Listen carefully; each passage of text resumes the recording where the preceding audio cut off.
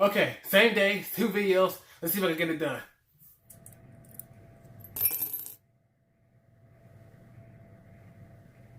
The Siege is directed by Carl Weathers, also co-starring Carl Weathers and Gina Carano as the characters Cara Dune and Grief Cargo. We pop up again. I think that's their names. I can't remember. The Star Wars names are freaking me out. Cara Dune and Gina Carano. Grief Karga is Carl Weathers' character. In this episode, see Mando returning to Navarro to team up with Cara Dune and Grief Karga to take out an Imperial base and to just rid the planet of Navarro from the Imperial influence so they can make it a commercial hub of commerce throughout the universe, or at least that sector of the universe, galaxy, wherever it is. And that's probably my best synopsis this far. Okay, this is probably the first episode that has like an actual story that's worth talking about, so I will talk about that later on in the episode. I'll have a big spoiler warning. It is something intriguing, so I'm just gonna save it for the end of the video. We can talk about the other stuff, like the directing. These last 2 episodes are the standout in this season by far. These past 2 episodes have been directed very well. But let's focus on this. I already gave the last episode its praise.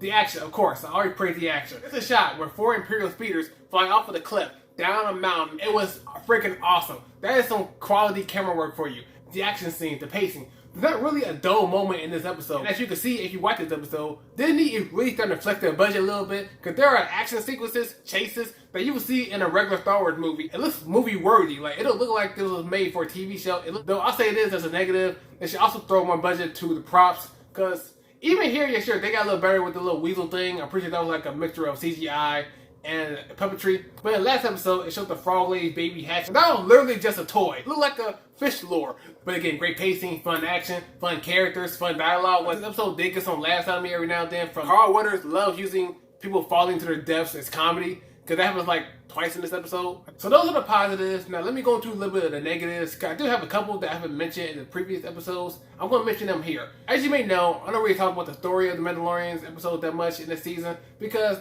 all of them kind of just feel like a video game. It's all very, go see this person. He gives you a mission. You do that mission.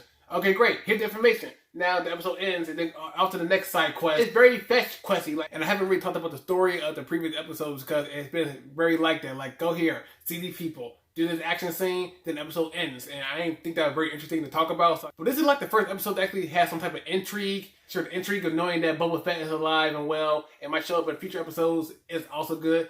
And the intrigue of knowing that Ahsoka Tano is going to show up eventually, that's intriguing. But there's also some intrigue that involves Baby Yoda and like the purpose surrounding him and what he was meant for, like why did the Empire want him in the first place. So I'm going to jump into that real quick and also talk about some spoilers. So, you know, spoiler alert if you don't want to know. So they attacked the military base on Navarro that they thought was a military base, but in actuality it turns out it was a lab. They discovered that the Empire and Moff Gideon, Giancarlo Esposito's character, wanted Baby Yoda to use his blood to, I guess, with their experiments of cloning or creating life or something. They see like this wall of like bodies floating in liquid, and I might be guessing, I might be wrong, but I think one of them might have been a body of a Palpatine clone, because you can't really get a good look at him because, like, you know, it's like not a close up. It's like his whole body, and you can see like some fungal thing growing out of his head. But from what I could tell of the ears, chin, nose, and a little bit of the eyes, it looked like Palpatine's face. They say in a hologram that they're trying to use Baby Yoda's blood for his M count to inject it to the experiments, and also a donor who's ready to step up for more trials.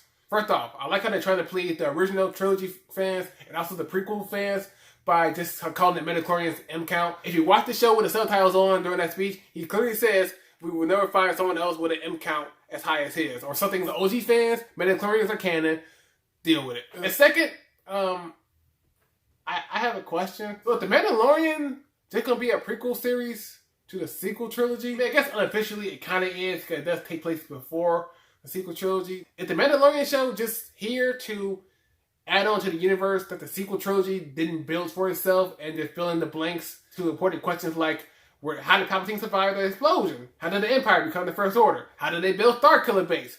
How did Palpatine get the idea for Snoke? How the First Order grew under the nose of the New Republic without them knowing anything? Like, if that's what this show is for, if so, I'm not sure how much I would like that or how much I would care for that. The show is going good now, and I could be wrong. I most certainly could be wrong. But if that is true, that seems just kind of lame. Like, I get it. The sequel trilogy didn't plan out a universe well enough or do a lot of world building. But should other force of media bear the responsibility of doing that because they were too lazy to do that. I don't know. Like I said, I could be wrong, but I'm just saying it's a concern I'm having. But other than that, it was a good episode. It was good. We got some good action, some Baby Yoda action, some comedy there where he uses his force powers to steal a little boy's cookies. And again, so far, first episode of Intrigue. Anyway, so that was my 2 cents. Give me your 2 cents in the comments below. Like this video, comment, share.